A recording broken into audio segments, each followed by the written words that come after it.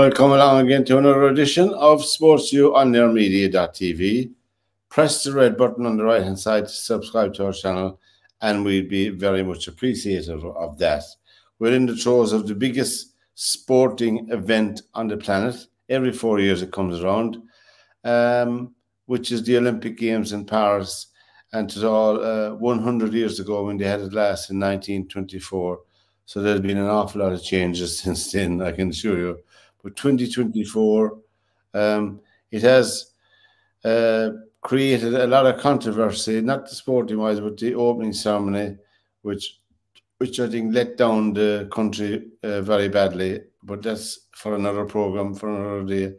But the sporting event began during the week with the Rugby Sevens. Welcome, Derwynne Honan. Hey, Pat. How are you? I almost forgot to welcome him. And Joe Waters. Joe will be coming in later on, and just Joe Waters. But we're going to start off with soccer, the Olympic soccer. There's 4 groups in the Olympic soccer, and the final games in those groups are happening tomorrow in the Olympic soccer. And in Group A, France. It looks like France and the USA will come out of that group. It's a straight knockout. There's the top 2 teams in each group are straight into the quarterfinals. That's how it works. No messing. So France have 6 points, and USA have 3, and New Zealand have 3 points. That's in Group A. So France and Portugal. In Group B, then you have Argentina, Ukraine, Morocco, and Iraq. Now that's very interesting. They are all on 3 points each. So it'll be interesting. Yeah. The games tomorrow, to be look forward to them, you know. Argentina, Ukraine, Morocco, and Iraq all on 3 points in Group B. So it should be exciting. Soccer has been good, Derwynne. It's been pretty good. I enjoyed it anyway, you know. No, it's been good. I mean, Morocco beating Argentina. Yeah. I mean, you wouldn't have that one down, would you? And Iraq winning. Yeah. You wouldn't have it. You wouldn't have Morocco beating Argentina, would you? No. You couldn't see that. In Group C, then Spain are in pole position with 6 points. Egypt have 4, and the Dominican Republic have 1, and Uzbekistan have no points. So it looks like Spain and Egypt will go through from there. And then in Group D, you have Japan have 6 points, and you have I can't read my own writings. Paraguay on 3, Mali on 1, and Israel on 1. So that looks like Japan and probably Paraguay into the quarterfinals there. So they're all finishing tomorrow, all those group games. Their final group game, and the picture will be clearer for all of you. And there are, it's all in Eurosport 1, Eurosport 2, BBC, and all the channels that carry it all anyway. You know, you can see, you can catch it all up. Now, we mentioned last week in the show that Cesc Fabregas has taken over Como in Syria, and he's made his first signing with Varane from Manchester United. He's 31 years of age. It's a good signing for Como, I think. You know, not because he's playing Man United. It's a loss. I think it's a loss for Man United, Derwynne. Yeah, I think United will miss him. But like you just said, I think Fabregas has been quite clever there, hasn't he? He is, yeah, he is. And then Man City lost to AC Milan in one of those friendlies that are going on all over the place. They lost 3-2 to Milan. And what's his name? Lindbergh is back in training in Man United. He's back after injury to Man United, and he's looking well by all reports. So that's a positive. That's a positive. I think he's a decent player. You know? Definitely. I think all those friendlies, though, Pat. I don't read much into those friendlies because they're probably messing around with players, and you know they're all and they're all done as if they haven't enough money. They're all done for money and selling jerseys and selling merchandise and stuff like that, and spreading the game. Is it? Yeah, spreading the game. Yeah, because they're good. They're all going to end up playing in America, aren't they? What do you think of Joey Barton's? Were you reading Joey Barton's comments over the weekend? No, I didn't read those. What were they about? I can only imagine what Joey Barton's comments are about. But you can Google it after the show to be worth to read. But yeah, okay. Synopsis is he was talking about the sissies playing football today, multimillionaires going to training in tights and diamond earrings. You know. Yeah. He said it's just a joke. You know, it's just how do they expect to win anything? He's having to go at Kyle Walker. He was having to go at Kyle Walker with his black tights and his diamond earrings. You know. No, Kyle Walker had a decent Euros, I think. You know, he played reasonably well, you know. But I think, great. But I think he Barton wasn't that good. Yeah, a lot of the players are very soft, aren't they? Definitely. They don't strike the feel of God into when they're going on the pitch. You know? No, I mean, I love Roy Keane's comments about being in the tunnel and they're all hugging each other and shaking hands and he's I can't remember what game it was. He was like, I just don't understand this. Why are they hugging? They should be trying to intimidate them and all he wanted to do was beat them up. Yeah, not hug them. Yeah, I know. You got to love Roy Keane as a pundit. He's just fantastic, isn't he? He said, "We're about to go to war with this team." Exactly. Yeah. And then he turned and he said, "And Gary, you were one of the worst of them." You gotta love him because he just says what he wants to say. He's the Nigel Farage of football, isn't he? He's the Brian Clough. Yeah, exactly. I know, yeah. Without a shadow of doubt. Where's Joe? Joe's name is in there. I don't see his image yet, but we're talking about the Olympic soccer tournament, which has been a decent standard. Teams that normally wouldn't get a chance to show their wares in public, and they did. Hi, Joe. Good evening, Joe.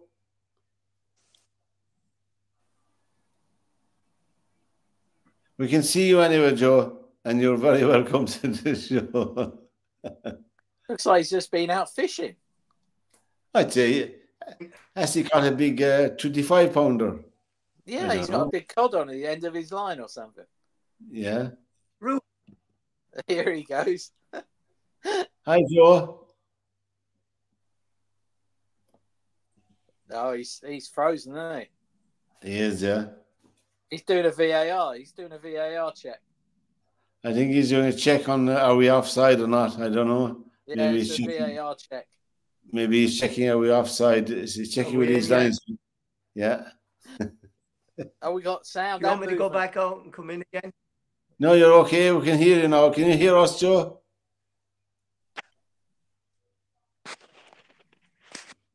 You're good, Joe.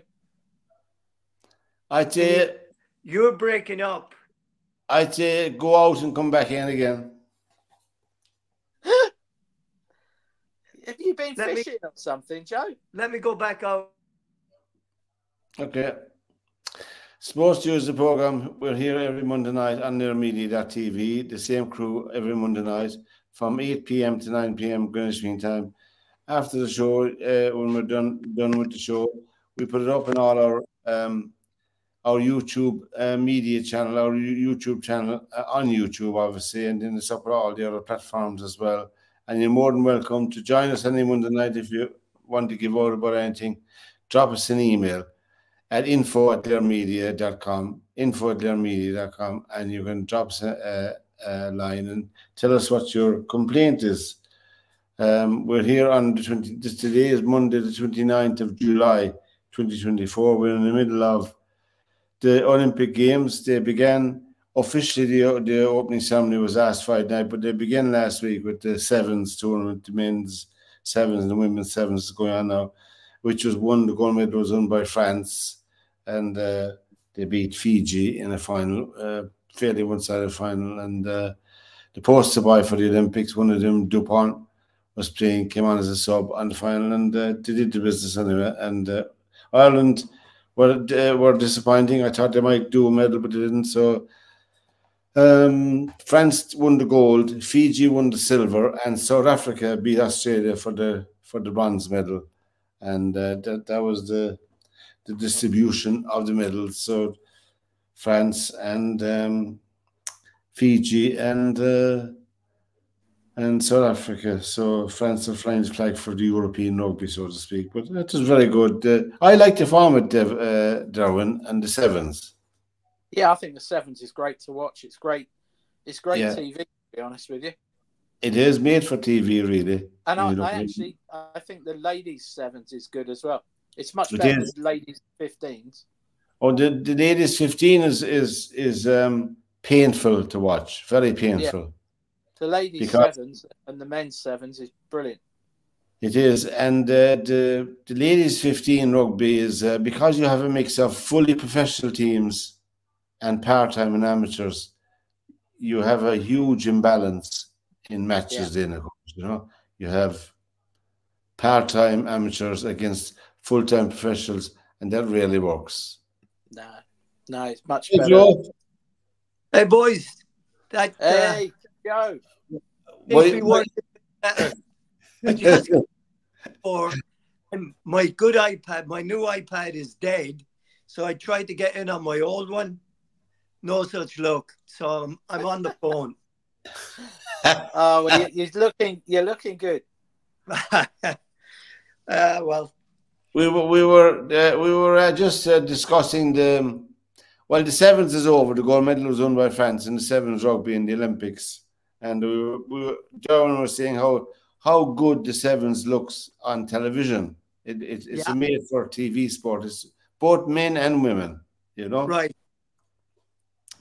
And the soccer tournament will be the first rounds will be finishing tomorrow in all the groups, and it looks like France, USA, Spain, and Egypt, and Japan and Paraguay, and then in Group B we have Argentina, Ukraine, Morocco, and Iraq, all on 3 points going into the last round. So that'll be a one to watch, you know. But it's pretty good. The soccer's been pretty good. I've looked at quite a bit of it, you know. The women's groups are on at the moment. The women's soccer groups are on at the moment. We were saying before you came on here that Fabregas has bought Varane from Man United for Como. He's brought who? Varane? Yeah. Oh, wow. He's bought Varane, and it's a very cute move, a good move, we were saying. I think so. You know, yeah. I think he's still got something to offer. Yeah. You know, if he can steer clear of injuries, and I think playing in they're in Serie A now, aren't they? They are, yeah. They are.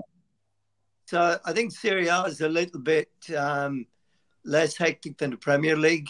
So if he can stay injury-free, yes, then I think that was his issue at United, that he couldn't stay injury-free. Yes. And we'll see how that will work out for them anyway, you know. And we'll just move on there a bit. As I said, France beat Fiji for the gold medal match, 28-7 to win the gold. And South Africa, whom Ireland beat in the group stages, Ireland went out in the quarterfinals. They beat Australia for the bronze medal, 26-18, and which is very good. We had a bit of golf over the weekend. Down, I'll ask you a few questions about it. In the Live Golf Tournament was won by John Ram. John Ram won minus 13 at the JCB Golf and Country Club. Were you ever in? Where is it? Shropshire? No. No, it's I want to say Lincolnshire. It's somewhere out that way. Yeah, up in the Midlands somewhere. Nottingham, somewhere like that. Golf and Country Club, anyway. He had a final round of 67, and both Neiman, Smith, and Hatton were runners-up in minus 12 in the Live Golf Tournament there. The 3M Open was won by Vegas from Venezuela, and he won at minus 17. He shot a final round of 70. It was his first win in 4 years, is it? 4 years, I think, yeah. And nice guy, though. He's a really nice guy. Yeah, the interview after, you know, he's very emotional about it. Seamus Power was playing that tournament, and he finished at minus 7. That's Seamus Power. He had a decent enough tournament. In the CPKC Women's Open, Coughlin, young Coughlin from America at -13, won that tournament with a final round of 73. Leona Maguire was finished at the very bottom of almost at the very bottom at +5. She had 2 very, very poor rounds and 2 good rounds, which is anyway. But still, she did reasonably well. Formula One, we're stagging Formula One. I know we stag it off a lot, Formula One, or I do anyway. I'll take the blame. But the Belgian Grand Prix was on over the weekend, and believe it or not, listeners and viewers out there, Max Verstappen did not win it. No, there you are. There's one. He did not win it. But the person who did win it didn't win it. The person that won it, Derwynne said, didn't win it either. No. Lewis Hamilton was promoted as winner because the winner was disqualified, Lando Norris. Yeah. And Piastri was second, and Leclerc was third, and Verstappen was fourth. They reckon his car was a kilo light. A kilo lighter? Yeah. I mean, what's a kilo? It's like nothing, isn't it? It's a few bags of sugar, isn't it? I mean, it's not a lot, is it? One bag of sugar, but for 30 laps. He got DQ'd because his car was too light. Some of those rules are gobsmacking, you know. But it makes it a bit more. Red Bull have won 7 of the Grand Prix. Mercedes have won 3 now, and McLaren and Ferrari have won 2 each. You know, I saw Ferrari parked over the weekend, guys.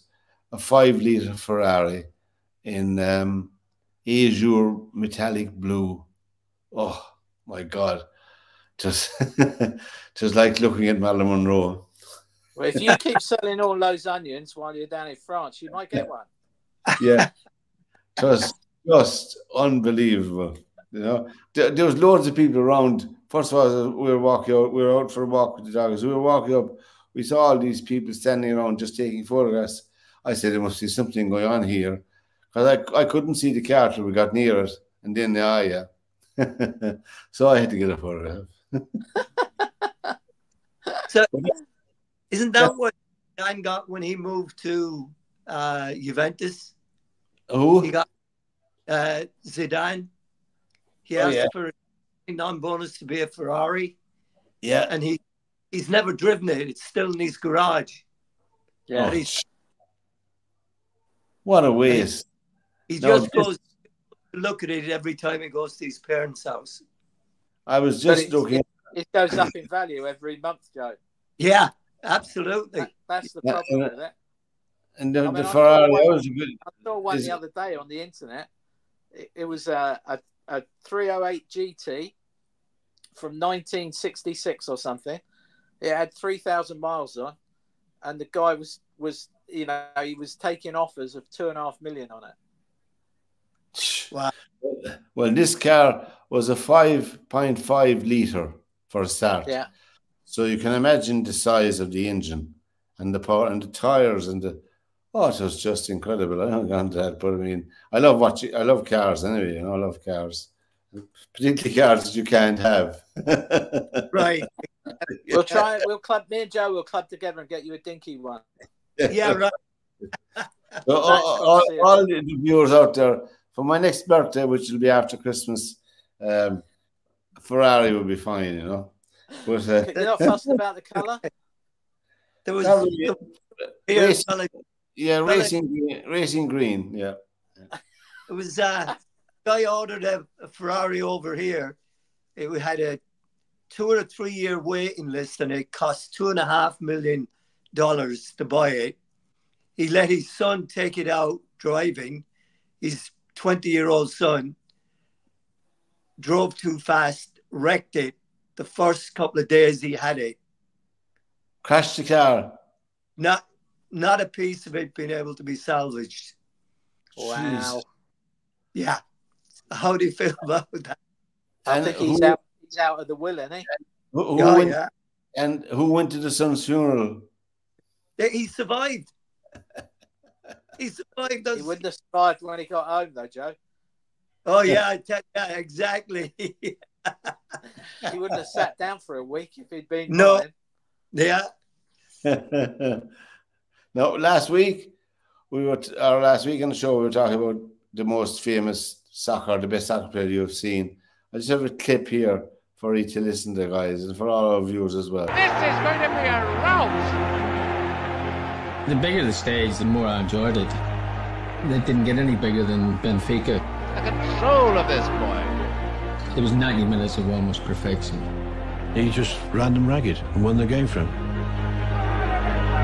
The night that George became a different person was the night that George scored 2 goals against Benfica. The fact that a child that the world really hadn't known about up to that time, on that night, became the legend that was George Best.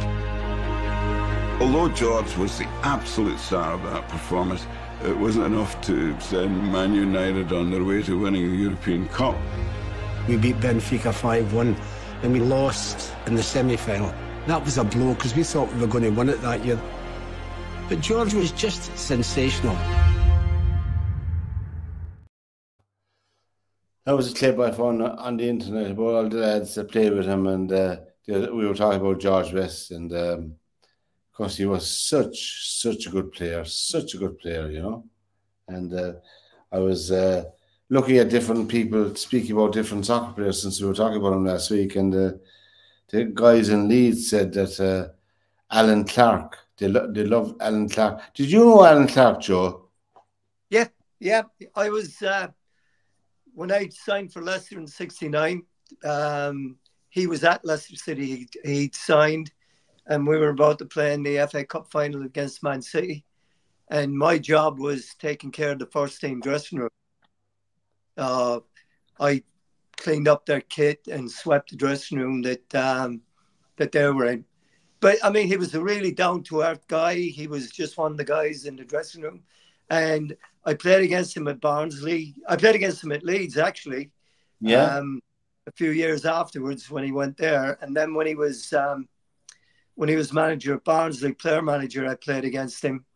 And he actually tried to sign me for Barnsley when I was a free agent, but I decided to stay at Grimsby. And that was the year we won the third division championship. So yeah, very good. But he was a terrific player, terrific goal scorer. In fact, when I went into the chief scout's office the first day I arrived at Filbert Street, Ray Shaw was his name, and he had been the manager at Walsall when Alan Clark was discovered. Yeah. And he was the chief scout now at Leicester City, and signed him from Fulham for, I think it was 125,000 at the time, which was a record fee. Yeah. And the check was encased in a glass case on the wall. Yeah, no, he was a great guy. I mean, Giles, always talked very highly of him. The Leeds players loved him. He was a big man enough, Joe. Yeah. Physically, he was a big man, you know, Alan Clark. But, you know, for a great goal scorer, he didn't get that many caps for England. Yeah, I was going to say that. Yeah, he didn't know. I mean, what did he get, 20 or 21 or something like that? So it was low anyway. He scored about 15, 16 goals or something like that. And I mean, he was prolific all through the 70s. Yeah, so he was. Playing for England more is beyond me. I remember seeing a lot of him on Match of the Day. That's where I saw him, Match of the Day, because he was always featured on it, you know. Seemed to be anyway. Yeah. And on, what was the name of the other program? Grandstand, was it? And yeah. No, the big match. The big match on Sunday. Yeah. With Brian Moore, wasn't it? Yeah. Is it Brian Moore? Yeah, Brian Moore. Yeah. Brian Moore, the big match. Of course, now on Sky you have Super Sunday every Sunday, which is codswallop, really. You know. Do you know, we used to, obviously, as a kid growing up in Wembley, used to go to the England midweek games, and we lived so close to the ground that with me and my dad and my little brother, we could quite often watch the football at Wembley and then get home, and sports night would just be starting and we'd watch the highlights. How about that? That's how close we lived to the stadium. Yeah. Sports night music would just be starting as we walked in. Yeah. Happy days. Yeah. When I made my debut for Leicester at Queen's Park Rangers, after we got back from London, and I got back to my digs, and I probably got back sometime around 9 o'clock after we'd stopped and had something to eat. So all the lads in the digs all sat around and watched the highlights on Match of the Day. And then we all went down to the Adam and Eve nightclub afterwards. I like the name of the nightclub, Adam and Eve. Were they giving out free apples? Oh yeah. I want to know who was the serpent. Yeah. Yeah. We had a few good ones in Leicester. We had the Adam and Eve, we had Penny Farthing, and Grannies. They were the three big ones that were at the time. So, but yeah, the fun times. And I bet you only went to look after the lads, didn't you, Joe? Oh yeah, yeah. I mean, I had to make sure they all got home safely. Exactly. Yeah, yeah. I know that role pretty well. Yeah. Yeah. Like we were going to. I wasn't in London long, and I grew up in the country, so you'd be a bit naive. And we were going out to this place one night, and I said, "Pat, you'll enjoy this." Now I said, "When you say something like that, it means that we shouldn't be going there at all." You know. But there was 6 or 7 of us together, all working together. They said, this nightclub is so well known that even the women that come in here shave. So that's the 1970s. So there you go. There was this the silver dollar in Acton, I think was the name of it. But don't hold me to that. The silver dollar in Acton. There you go now. Old Oak Common Lane. I have no idea where it came from, but I remember it well. Anyway, there's a place. Yeah, Acton. I used to laugh about because you got. I mean, QPR are always sort of renowned for being in Shepherd's Bush. Yes, but they were closer to Acton than they were Shepherd's Bush. Yeah. Yeah. They were just across the A40 from Acton. Yeah, Shepherd's Bush. You're like, no, you're not. I know because people Loftus Road, Road, isn't it? Is the name of it? Loftus Road, yeah, that's right. Yeah. It'd be interesting, all right, to see. That's still there as well. I can't believe that they're still playing at Loftus Road because that would be worth a fortune to whack up some houses and flats. Oh yeah. Oh, snippers. I mean, you go up to North London, up to Barnet. Is it Barnet in North London? Loftus Road would be a fortune. Yeah. Any piece of land in London, no matter how far away you are from the centre of London, would be a lot of money. I see where the new owners or the people in charge of the money at Old Trafford have huge ambitions to build a 100,000-seater stadium in Old Trafford. Yeah. But one of the stumbling blocks they have, I've never been in Old Trafford, so I don't know the physiology, the physical layout of it. But one of the impediments to it I was reading today was there's a railway line running at the back of it, at the back of Bobby Charlton, at the Bobby Charlton stand. A rail line. Yeah, and it's on like one of Britain's biggest trading estates as well. Yeah, so what he's trying to do, old matey boy from Ineos. Yeah. He's trying to make it the Wembley of the North. Exactly, that's his ambition. And he wants like England to alternate their games between Manchester and Wembley. Not a bad idea. It's an awful idea. You Why? can't say that. You can't take England away from Wembley. Joe. Yeah. I bet Wembley the top of your list to want to play at. Yeah. No, I don't think. I mean, to be honest, when they had to play some of the games at other grounds during the remodeling of the new Wembley, when they were building that, it just didn't seem the same atmosphere. No. You know, there's something special about, you know, I mean, it's like Croke Park at home. You know, if you took the All-Ireland out of Croke Park, took the biggest games out and put it in Páirc Uí Chaoimh or wherever you wanted to put it, it wouldn't seem the same. You know, it just wouldn't. In the GAA calendar, the GAA was founded in 1884 in Thurles. So in 1984, then the centenary of the GAA here in Ireland, they had the All-Ireland hurling final just played in Thurles. And in 1984, Cork and Offaly, and Cork beat them in 84. But that was the first time that the only time, or once it's the only time, I can't remember now. But there's only one or two times. In wartime, of course, it'd be different. But say in 1984, they played it outside of Croke Park because of the founding of the GAA was in Thurles, in Hayes' Hotel in the town as well. So they had a reduced capacity, obviously. 30,000 less people could go to the Ireland that year, which is an awful lot of people that missed it. Well, and it's a huge financial hit for the GAA. Absolutely. You know, they only have two of them in the year, two big occasions, hurling and football.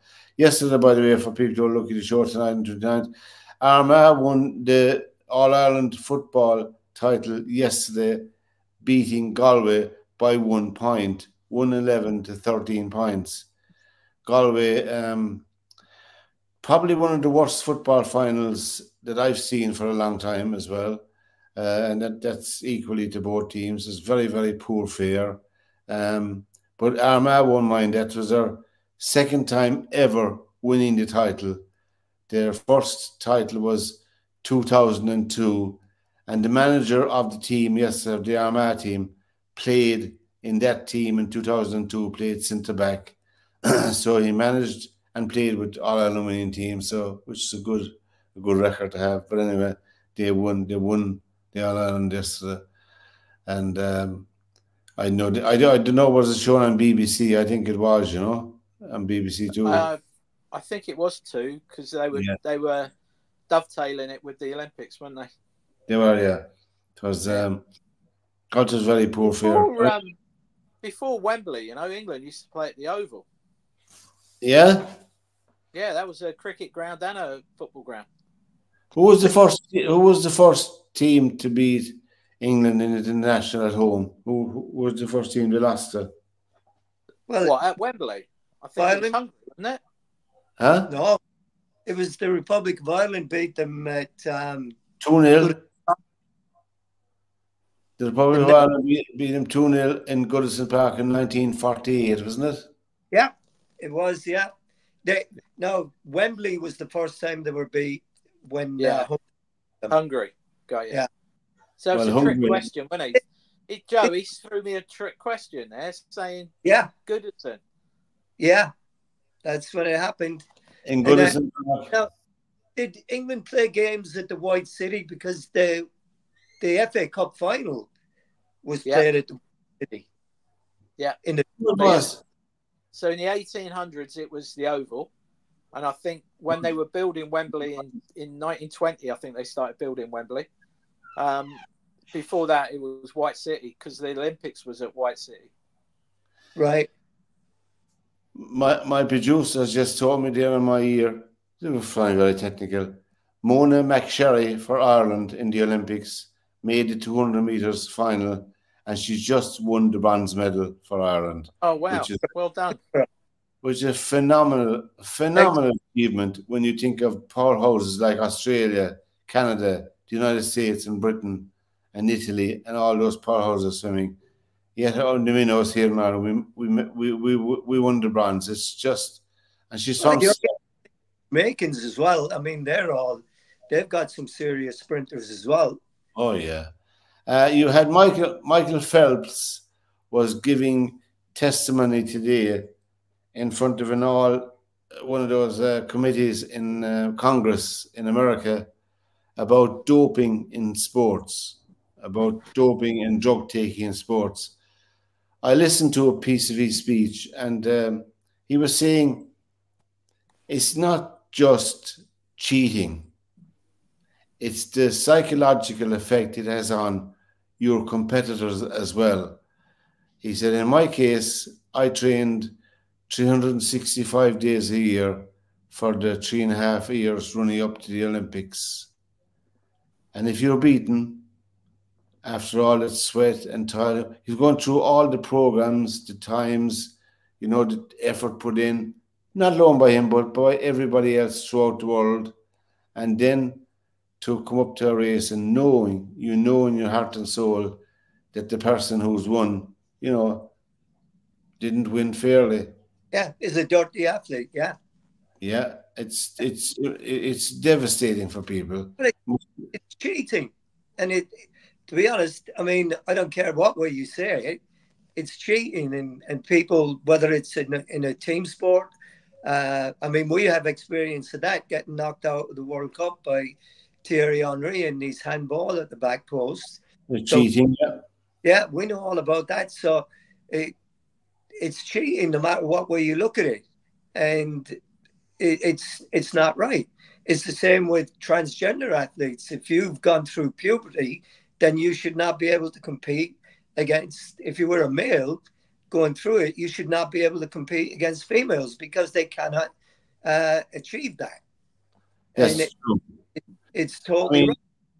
When you read about Serena Williams and Venus Williams, they were probably some of the best female tennis players ever produced in our time.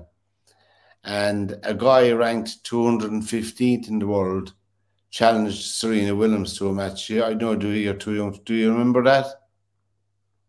Well, I remember the Billie Jean King one. When, Serena Williams, and she was beaten in straight sets. Yeah. By a guy who was ranked in the 200s. Yeah. But it doesn't matter. It's the physiology of the thing. Yes, it is. And anytime you take anything that enhances performance that the other athletes cannot legally take, then, in my opinion, it's totally against the whole reason that we play.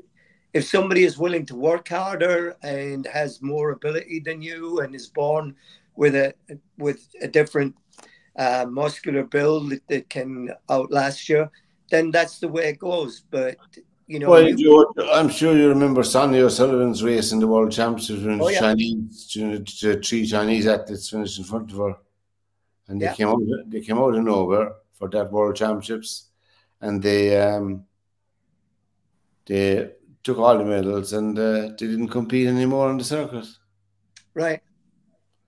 Well, we had our own situation in swimming that was a little bit iffy, to say the least. What's her name? Michelle Smith.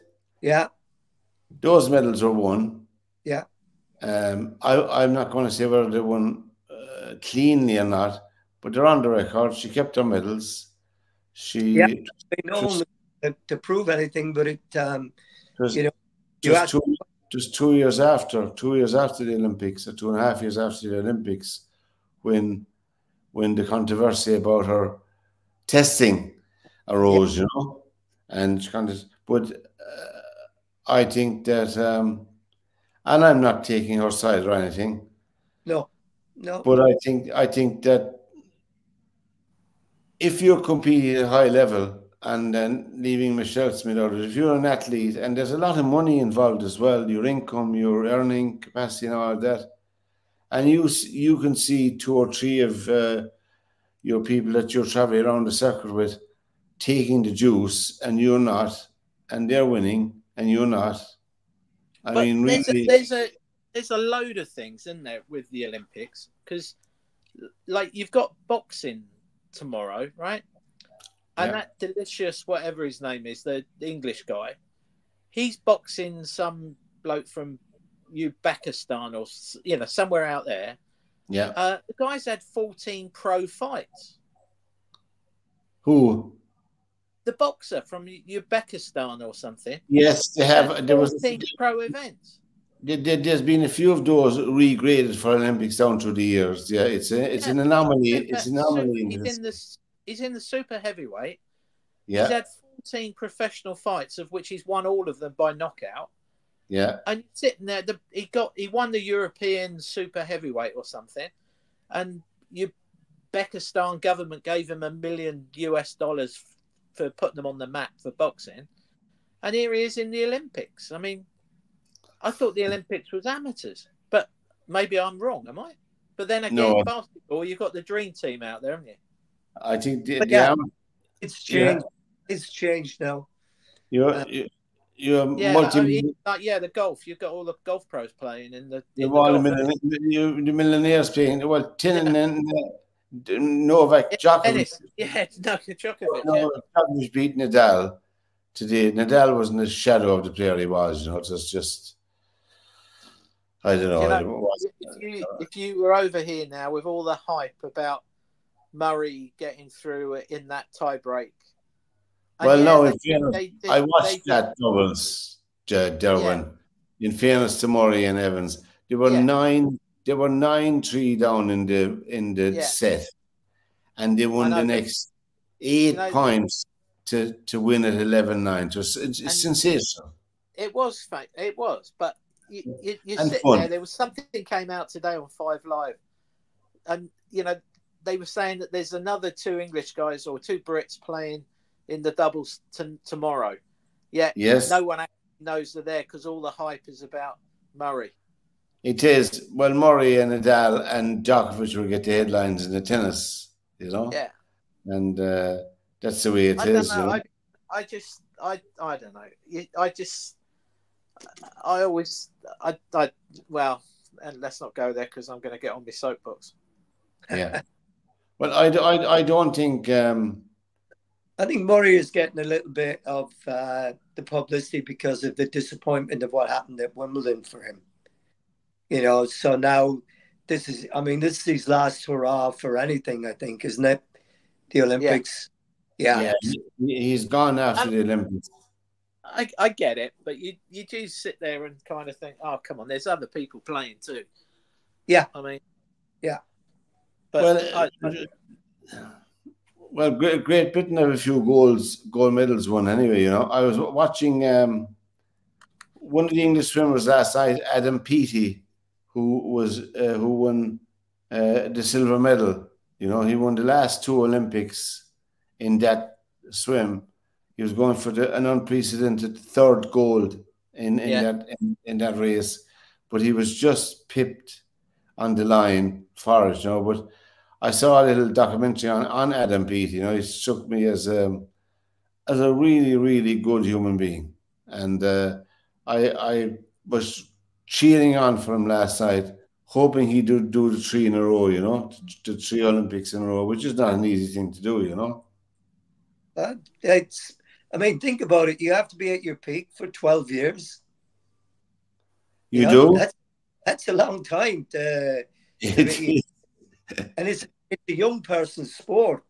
You find swimming is much more a young person's sport than it is an older one. So that is a hell of an achievement in itself to actually go to 3 Olympic Games. It is. Not to mind medal at all 3 of them. I'll tell you what is an achievement is Korea winning the last 10 gold medals in archery. They've been undefeated in the Olympics at archery for 40 years. Who? Wow. Korea. Oh yeah. I mean, that's something to talk about, isn't it? Yes. Well, My goodness me! I mean, and the girl yesterday who won it for Korea, she had to hit 10, and she did. Arrow. Yeah, she knocked it plumb in. Like you couldn't have placed it better in the bullseye. I love archery, and I love the shooting.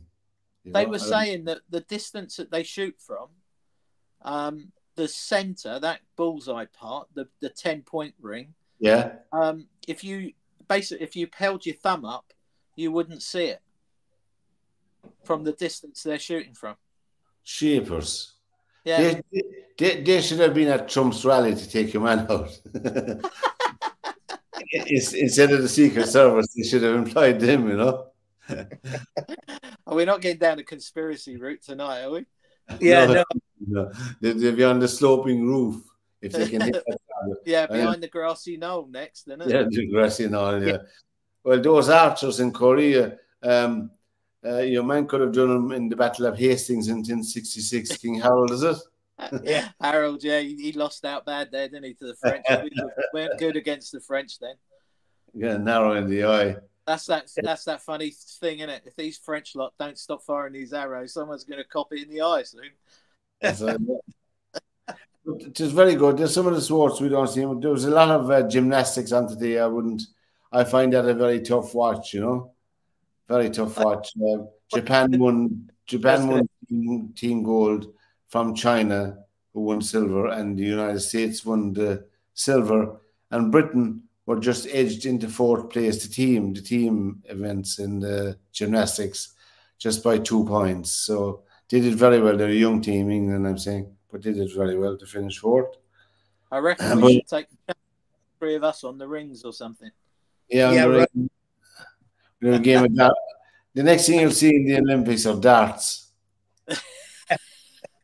If you saw the 3 of us on the rings, I'd pay good money to see us do that. Yeah. Well, if you put me up, I wouldn't really come down off of them. You know that I'd be more worried about that pummel. That's about as much as I'd be able to do. Which? The board with the hooks on it, and you throw the rings at it. Yeah, that's about what I'd be able to do with it. Well, the floor would do me fine. I'd be rolling around the floor, all right. Could you imagine us on that pummel? On that one, I watched them. They are absolutely unbelievable athletes. Absolutely. The core strength to do that rings performance. That's scary, isn't it? It is. And when they do that plank when they're hanging off those rings, and they do that horizontal plank. I have a tip down here for you, okay? I'm not saying you need anything.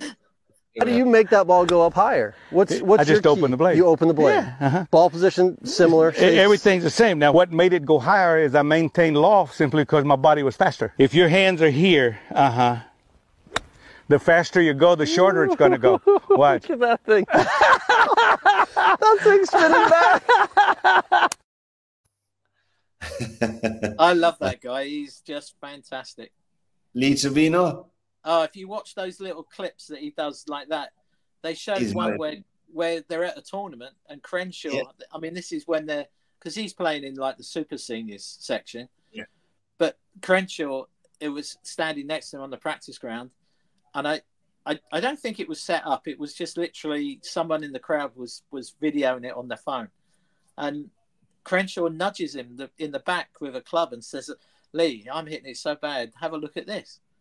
And Trevino turns around and says, "Well, yeah, you are hitting it bad. That's shocking." Like, yeah, not good. He said you got the ball about 2 inches too far forward. And Crenshaw goes, "Really?" And he goes, "Yeah, just move it back 2 inches." And like suddenly Crenshaw starts hitting it great. And Crenshaw's gone, "I can't believe it." And he goes, "There's a reason why I've got more majors than you."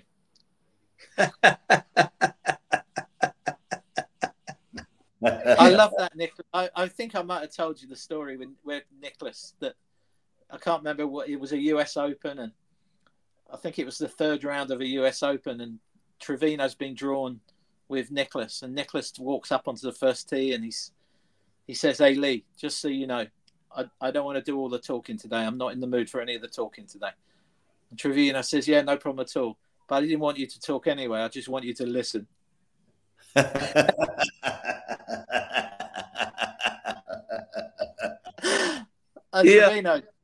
Trevino to me is just fantastic. And when he does those little instruction clips, yes, he's talking so much sense. It's scary. Yeah. So I mean, I saw a few by Padraig Harrington as well. You know. Yeah, he's good when he does them in his garden. He's really good. Yeah, he has them from his garden. You know, Padraig. He's funny. He's funny as well. He's very funny. He is funny. He's a nice guy, Harrington. Trevino's a class act, a class entertainer. You know, and you know if people want to, maybe I dare say, if you want to promote golf or get people interested, those are the people you should bring around to your local clubs, you know, those people to give. I'll send you a clip. I'll send you a clip that I watched the other day of Trevino, right? So Trevino was working at the local golf club in San Antonio, where he was like literally just come out of the Marines, and he was working he was picking balls up. He was in charge of the locker room. He was in charge of serving. He did everything, right? Cleaning, sweeping up, the whole bit. And the club had organised a big exhibition match with Ray Floyd, who just won the USPGA. And Floyd turns up at this council course in San Antonio in a great big Cadillac, and he gets out the car. He's got alligator shoes on and the best clothes, and he looks amazing. And he walks into the locker room, and Trevino's on duty in the locker room. And the locker room's got holes in the carpet. There's no doors on the lockers and everything else like that. And Trevino turns around to him and says, "Oh, Mr. Floyd, we've got a locker here for you that will lock, and you can, keep your stuff in it and everything else like that." And he's moaning. He says, "What have I come to? This place is awful." He says, "Anyway, who's this kid I'm playing today in this exhibition match?" And Trevino turns around and says, "Well, actually, it's me."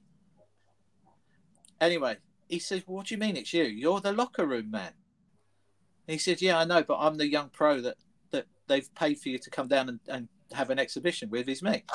So they go out and play, and Trevino beats Ray Floyd.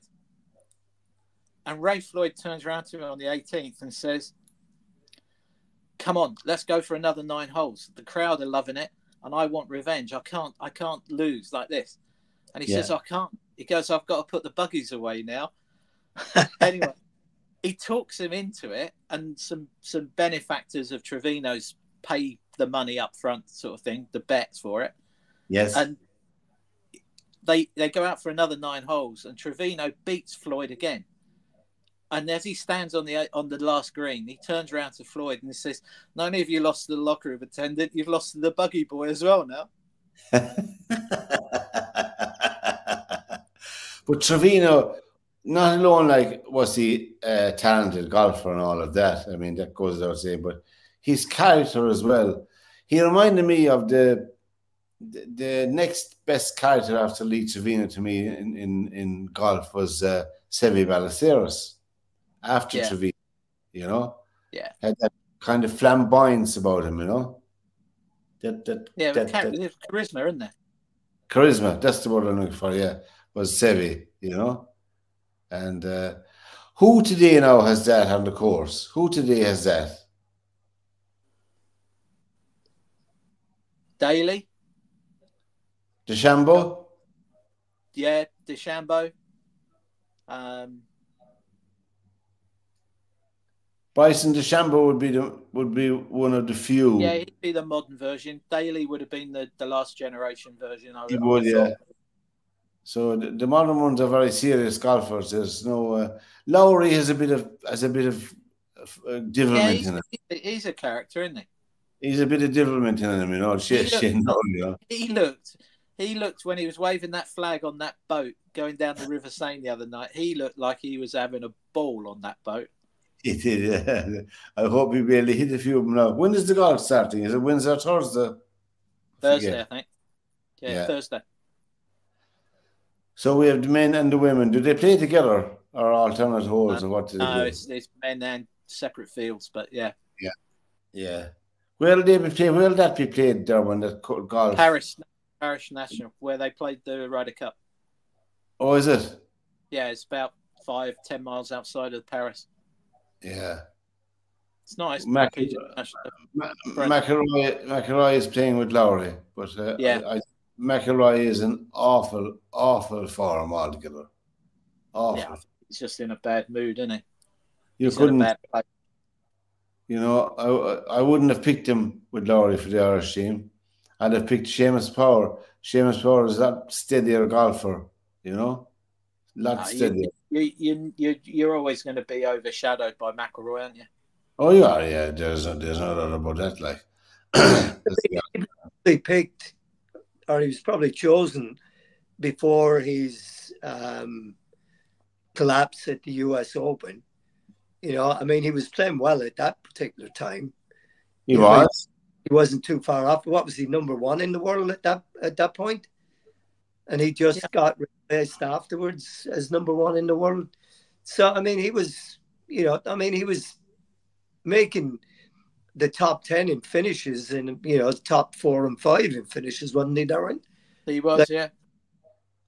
I mean, that pairing would have been sorted out ages and ages ago. Yeah.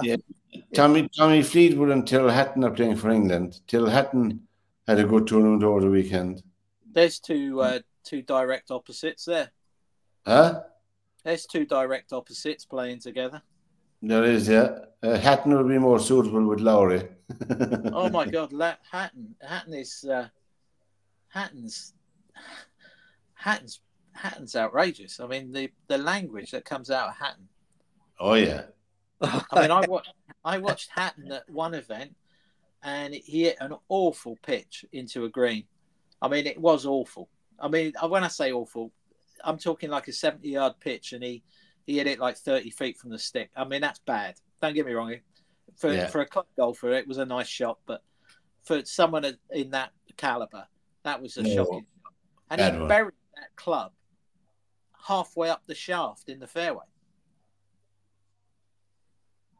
I mean, that takes some doing to bury one halfway up the shaft. There was only half the shaft and the grip that was showing. And the voice, the language that came out the back end of it, it was on Sky, and literally, I think the Sky commentator literally just went, I apologise about that, but obviously he's not very happy with that shot.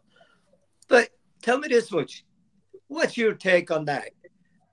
They want cameras right on top of players and athletes in competition. Yeah. Right? What did they expect when mistakes happen? You know, this is not a politically correct environment to be in where you have to watch your P's and Q's and what have you. Could you imagine having footballers microphoned? I mean, Joe, you've been there. You've been at the top level. Yeah. I've been there, and I know exactly what it's like. I know what it's like to be in a stadium of 12,000 people, and you commit a foul, and at the top of your voice, you yell, F this, right? Yeah. And all of a sudden, the whole crowd shuts up just as you shout that out. Yeah. And it's heard all over the stadium. Yeah. And the referee has to book me because everyone's heard it and he's been assessed that day. So I'm now facing a suspension because it's my fifth. Do referees book players for saying to F off? They used that. Jeepers, that's the height of BBC wokeness and Sky wokeness. You know, I mean, you go to that. I mean, the give out are worse than what the players say. Well, I hope this SportsView doesn't work, but just to finish with a statistic, and I'll leave it with everyone watching us tonight, is that there's been a significant rise in the last 10 years in testicular injuries in women's sports around the world. No, there's one for you. I read it today in one of the headlines. So there you are now. How woke can you get? So for this edition of SportsView, For this edition of SportsView, we'll see you all back here next Monday night. So take care, guys, and good sporting.